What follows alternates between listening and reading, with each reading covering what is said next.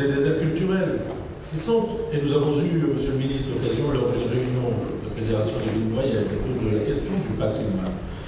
de réaffirmer que les patrimoines, qu'ils soient naturels, que ce soit le fruit de l'histoire, des populations, de leurs combats industriels ou urbains,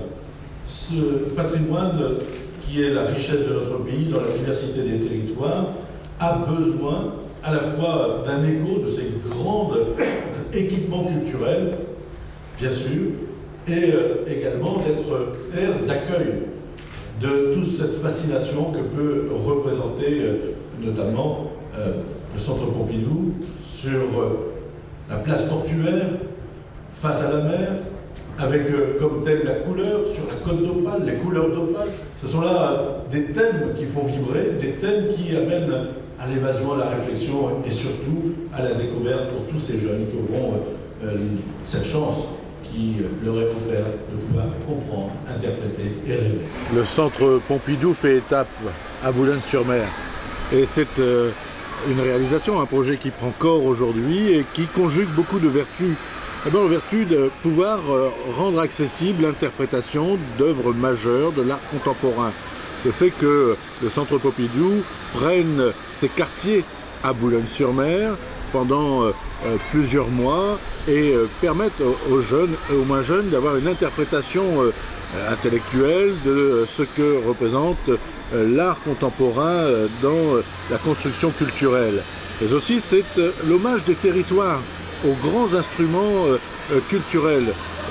Boulogne est une ville de patrimoine, de culture, c'est une ville de 2000 ans d'histoire. Ai-je plaisir à commenter et à réaffirmer régulièrement. Et le fait que l'art contemporain, par une extraction de sa réalité du Centre Pompidou, vienne à Boulogne, c'est aussi un dialogue qui s'instaure entre la réalité de la culture des territoires avec ce que les grands instruments culturels peuvent avoir de nécessaire dans l'expression du patrimoine culturel national. Donc offrir au plus grand nombre la possibilité de voir, de comprendre, d'interpréter, voire même cet imaginaire autour de cet art contemporain, le fait que cela se fasse à Boulogne, qui a la chance d'être dans le petit groupe, dans ces quelques territoires qui auront la chance de pouvoir accueillir la première vague de ce Pompidou mobile, eh bien c'est offrir aussi à nos populations la chance d'approcher, d'interpréter, de rêver, et finalement c'est aussi renaître et renouer avec une période qui a donné à notre ville tant de fastes culturels.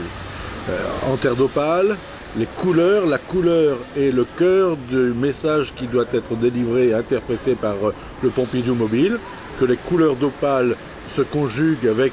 les plus grandes œuvres contemporaines, donnent place à la fois au rapprochement, à l'imaginaire, à la créativité et surtout à la sensibilisation autour du message artistique.